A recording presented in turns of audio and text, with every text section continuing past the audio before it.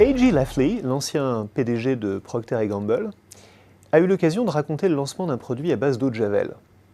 Le raisonnement de Procter était simple. Procter était absent de ce segment des produits d'entretien. Il allait donc utiliser tous ses muscles marketing et tous ses muscles commerciaux pour s'y tailler une place, au détriment du leader du marché, Clorox.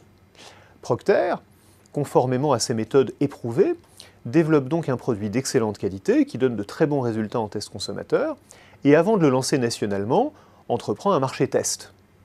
Et là, surprise, dans l'État américain qui a été choisi comme marché test, Clorox, le concurrent, fait livrer un bidon d'eau de Javel gratuit, un gros bidon, sur le perron de chaque maison. Manière pour Clorox de dire à Procter, n'y pensez même pas, nous nous battrons jusqu'à la mort pour défendre notre part de marché.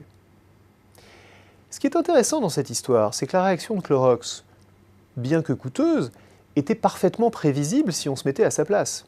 Voilà une entreprise archi-dépendante d'un produit dont elle porte le nom, et du marché américain, sur un segment qui n'est pas en forte croissance et qui n'est pas extensible. Comment imaginer qu'elle va se laisser faire? Qui plus est, Clorox a une culture très proche de celle de Procter, parce que Clorox a été acquis puis cédé par Procter en 1969.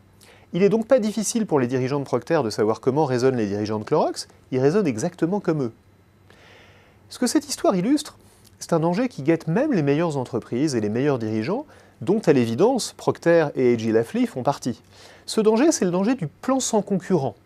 Le plan sans concurrent, il commence par une analyse de la concurrence, bien sûr, mais il oublie, in fine, que les concurrents en question ne vont pas rester inertes.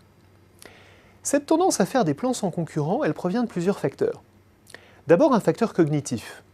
Comme le note Richard Rumelt dans Good Strategy, Bad Strategy, quand on soumet un cas à des managers et qu'on ne parle pas de la concurrence, ils n'y pensent pas.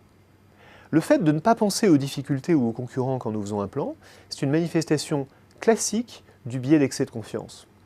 Mais il y a d'autres facteurs qui concourent à ce que nous fermions les yeux sur nos concurrents au moment de faire nos plans, et ils tiennent à la dynamique de l'organisation. D'abord, l'objectif immédiat d'un plan, souvent, n'est pas tant de battre la concurrence que d'obtenir du destinataire du plan des moyens, les moyens nécessaires à la mise en œuvre du plan.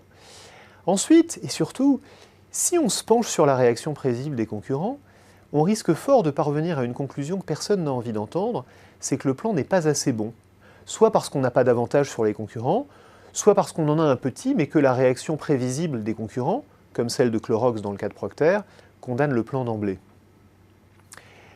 C'est un problème qui a des causes multiples, le plan sans concurrent, et il n'a donc pas de solution simple. Mais il y a quand même une pratique qu'on peut conseiller, qui est le wargame, ou le jeu de simulation. Le wargame, ça consiste simplement à prendre une partie de l'équipe de management et à lui demander de jouer le rôle de l'adversaire et d'anticiper sa riposte.